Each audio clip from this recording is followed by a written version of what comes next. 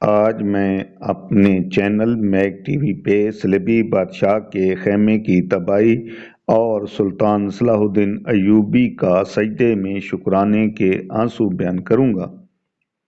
لیکن اس سے پہلے میں اپنے ان دوستوں سے گزارش کروں گا جنہوں نے ابھی تک میرے چینل میک ٹی وی کو سبسکرائب نہیں کیا، وہ سبسکرائب کر لیں اور بیل آئیکن کو دبائیں تاکہ روزانہ کی بنیاد پہ ان تک میری ویڈیوز پہنچ سکیں۔ یہاں سے ہم صلاح الدین کے بیٹے سلطان افضل کی بات آپ کے سامنے رکھتے ہیں، جو اس مارکہ کے اس مرحلہ سے متعلق اپنی عینی شہادت کے طور پر بیان کی ہے۔ وہ بتاتا ہے کہ میں بھی اس مارکہ میں اپنے ابو کے ہمراہ تھا۔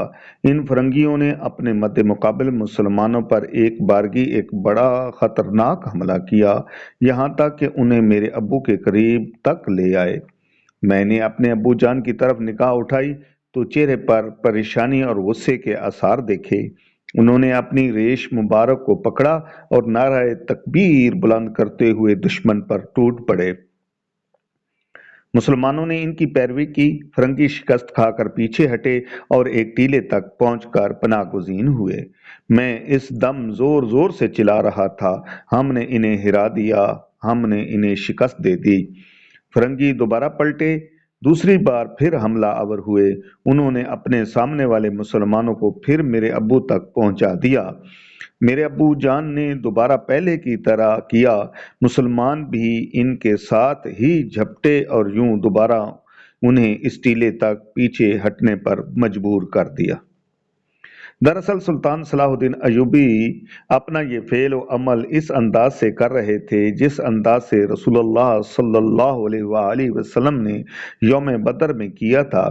جیسا کہ سیدنا علی بن ابی طالب روایت بیان کرتے ہیں، جب لڑائی اپنے جوبن پر ہوتی، آنکھیں جوش انتقام میں سرخ ہو چکی ہوتی تو لوگ آپ کے پاس آ کر اپنے آپ کو بچایا کرتے تھے۔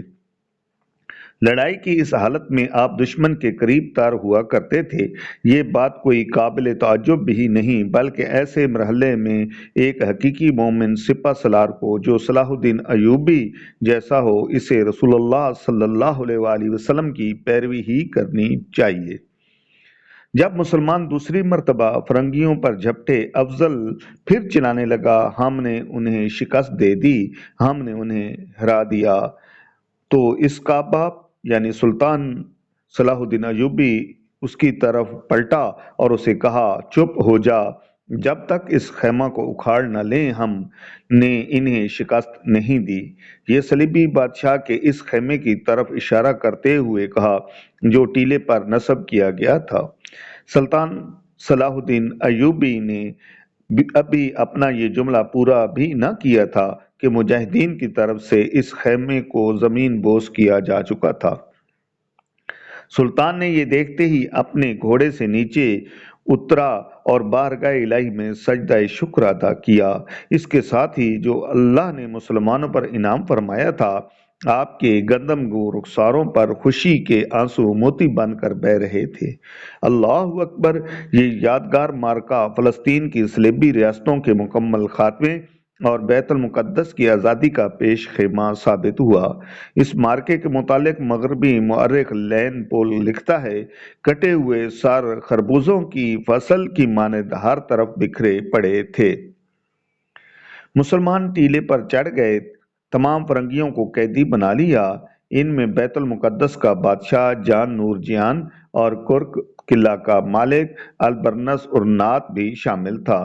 تمام فرنگیوں میں اس سے بڑھ کر مسلمانوں کا کوئی دشمن نہ تھا۔ مسلمانوں نے ان میں سب سے عظیم المرتبت بری فوج کے کمانڈر ان چیف جیرار ڈی ریڈ فورٹ کو بھی گرفتار کر لیا۔ مسلمانوں نے ان کے بہت سے سرکردہ لیڈروں کو بھی قابو کر لیا تھا۔ ان کے علاوہ بری فوج اور صحرائی و بیابانی فوج کے دستوں کو بھی گرفتار کر لیا گیا تھا۔ خلاصہ یہ ہے کہ ان میں واصل جہنم بھی بکثرت ہوئے اور بکثرت ہی گرفتار ہوئے۔ جو کوئی ان کے مقتولوں کو دیکھتا تو یہ خیال کرتا کہ کوئی ایک بھی گرفتار نہ ہوا ہوگا، یعنی سب کے سب واصل جہنم ہو گئے ہیں۔ جو کوئی ان کے قیدیوں پر نگاہ ڈالتا तो ये ख्याल करता कि कोई भी कत्ल नहीं हुआ होगा, यानी सब के सब कैदी बना लिए गए हैं, यानी वो इस कसरत से मकतूल और कैदी हुए थे।